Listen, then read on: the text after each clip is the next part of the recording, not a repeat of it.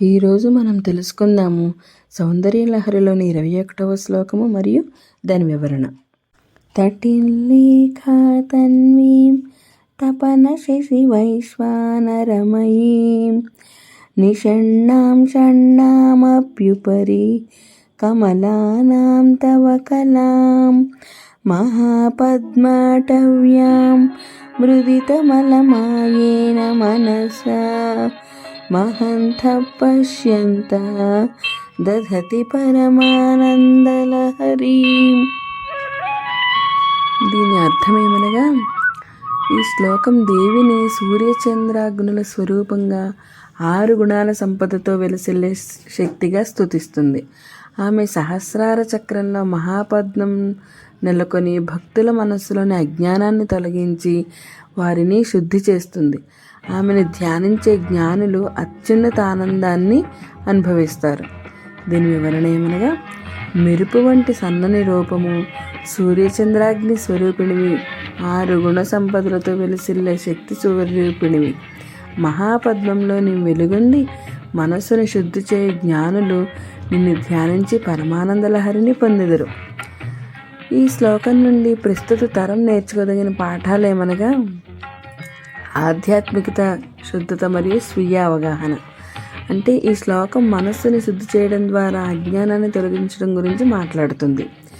ఈ రోజుల్లో యువత ఒత్తిడి, ఆందోళన మరియు సోషల్ మీడియా యొక్క బాహ్య ప్రభావాలతో కలత చెందుతుంది. ధ్యానము, స్వీయ చింతన లేదా ఆధ్యాత్మిక అభ్యాసాల ద్వారా మనస్సును శుద్ధి చేసుకోవడం వల్ల మానసిక స్పష్టత మరియు శాంతి లభిస్తాయి. సరే, దీని నుంచి ఏమి నేర్చుకోవచ్చు అనగా, రోజువారీ జీవితంలో కొంత సమయం ఆత్మ పరిశీలనకు కేటాయించడం, యోగా లేదా ధ్యానం ద్వారా మనస్సును శాంతపరచడం. మరి ఇంకొకటి, ఆనందం యొక్క నిజమైన మూలం. ఈ శ్లోకము పరమానంద లహరి గురించి చెబుతుంది. ఇది బాహ్య వస్తువుల నుండి కాక ఆధ్యాత్మిక అనుభవం నుండి వచ్చే అత్యున్నత ఆనందాన్ని సూచిస్తుంది.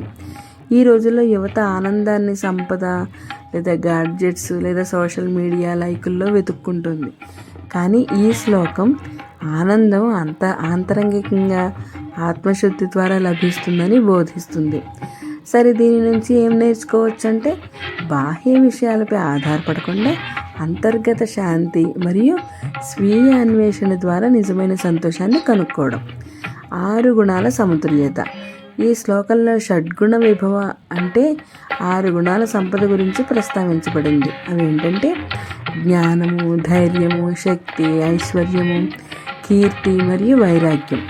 అటువంటి గుణాలను సూచిస్తుంది. ఈ తరం ఈ గుణాలను సమతుల్యంగా అభివృద్ధి చేసుకోవడం ద్వారా సంపూర్ణ వ్యక్తిగా ఎదగవచ్చు. సరే, దీని నుంచి ఏం నేర్చుకోవచ్చు అంటే, కేవలము డబ్బు లేదా విజయము మాత్రమే, కెరీర్ మాత్రమే కాదు, జ్ఞానము, ధైర్యము మరియు నీతి వంటి గుణాలను అభివృద్ధి చేసుకోవడం కూడా ముఖ్యం. ధ్యానము మరియు ఏకాగ్రత. సరే, దీనివల్ల ఇది మహంత పశ్యంతి అంటే చాలా గొప్పవారు దేవుని ధ్యానిస్తారని, అంటే ఏకాగ్రత మరియు ధ్యానం ద్వారా ఉన్నత స్థితిని చేరుకోవచ్చని చెబుతుంది. ఈరోజు ఈ తరం సోషల్ మీడియా ద్వారా లేదా టెక్నాలజీ వల్ల ఏకాగ్రతని కోల్పోతుంది. సరే, ఈ శ్లోకము ధ్యానం ద్వారా మనస్సును ఒక చోట చేర్చడం యొక్క ప్రాముఖ్యతను నేర్పుతుంది. సరే, దీని నుంచి ఏం నేర్చుకోవచ్చు? రోజు కొంత సమయము ధ్యానము లేదా ఏకాగ్రత అభ్యాసాలకు కేటాయించడం వల్ల మానసిక శక్తి మరియు స్పష్టత పెరుగుతాయి. స్త్రీ శక్తి మరియు గౌరవం. ఈ శ్లోకం దేవిని శక్తి స్వరూపిణిగా స్తుతిస్తుంది. ఆధునిక తరానికి స్త్రీ శక్తిని గౌరవించడం మరియు సమాజంలో స్త్రీల సమానత్వాన్ని ప్రోత్సహించడం గురించి ఈ శ్లోకం పరోక్షంగా నేర్పుతుంది. సరే, దీని నుంచి ఏం నేర్చుకోవచ్చు? స్త్రీల సామర్థ్యాన్ని గుర్తించడం మరియు సమాజంలో వారి స్థానాన్ని గౌరవించడం.